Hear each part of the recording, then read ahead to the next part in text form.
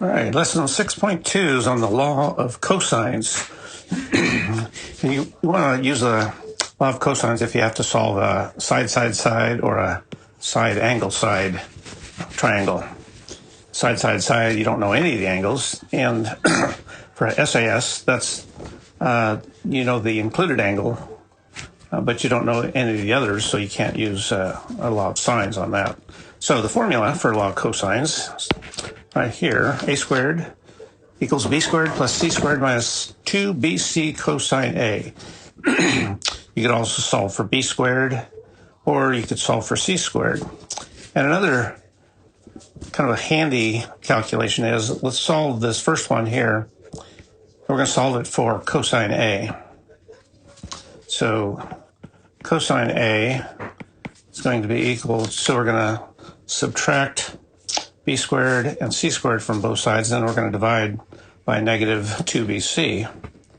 And we get b squared plus c squared minus a squared all over 2bc. So you're solving for the cosine of the angle itself. We could also do cosine b in the same fashion. We could also solve for cosine of c, same fashion. So let's look at an example. Here we have a side triangle, and the sides are listed 8, 6, and 12. So we want to start solving this. And the easiest way to do it is start by solving for the largest angle, and that would be angle D, because the largest angle is opposite the largest side. You remember that from geometry. So we're going to use law of cosines to solve for angle D first. So we're going to write cosine of D is equal to a squared plus b squared minus d squared all over 2ab. So this is equal to a squared, that's 6 squared, b squared, b is 8 squared minus 12 squared over 2 times a, which is 6, times b, which is 8.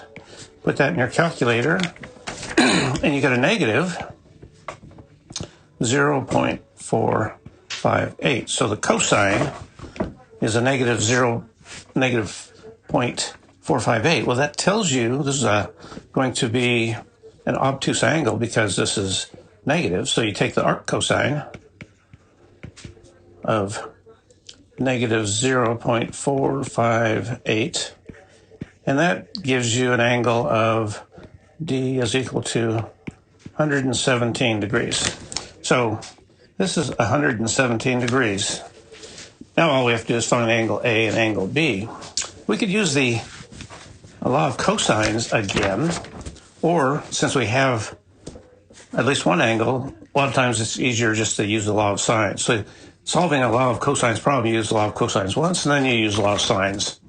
So I'm going to just say the sine of 117 over 12 is equal to the sine A over length A, which is 6. And that's going to give me A is the arc sine of 6 sine 117 over 12. So I just simplified it a little bit. Instead of saying sine of A is equal to this, I just said A is an arc sine of that. And that's going to be 26.4 degrees. So here's angle A. This is angle D that we solved for earlier. And then solve for B. So B is just going to be 180 minus angle D minus angle A. And that gives us 36.6 degrees. So there's angle B. So we have it solved. Okay, let's review our area formulas. This guy named Heron came up with a formula for a SSS triangle. And he says the area is equal to the square root of S times S minus A times S minus B times S minus C. And S is defined as the average. Well, it's the, yeah. So you add up all the sides, A, B, and C, and divide by 2. And that's the value of S. So let's do an example. Let's look at example 2. Find the area of a triangle whose side lengths are 5, 8, and 9. So the first thing we want to do is solve for S. So we add up all the sides. This is 5 plus 8 plus 9 divided by 2. So that's equal to 5 and 8 is 13, 9 is 22, divided by 2, so that's equal to 11. And then we just put it into the formula. So area is equal to the square root of S, which is 11, times S minus A. Doesn't matter which is A, B, and C, just as long as you use them just once. So S minus A, so this is 11 minus 5 times 11 minus 8 times 11 minus 9. And that turns out to be 6 times the square root of 11.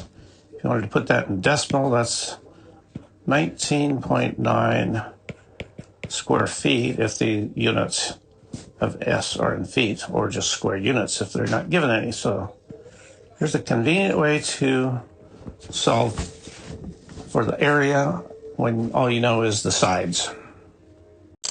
Okay, last example, example 3.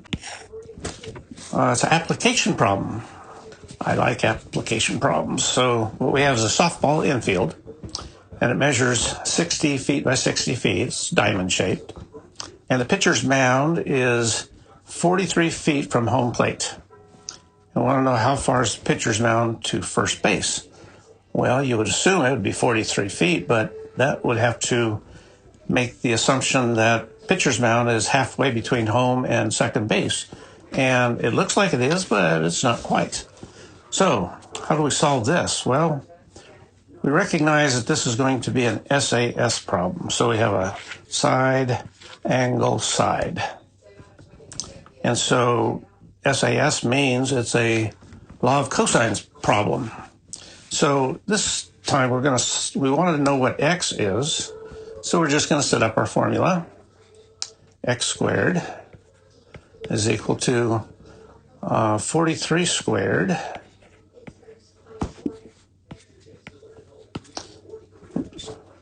Okay, 43 squared plus the other side is 60 squared minus 2 times 43 times 60 times the cosine of 45.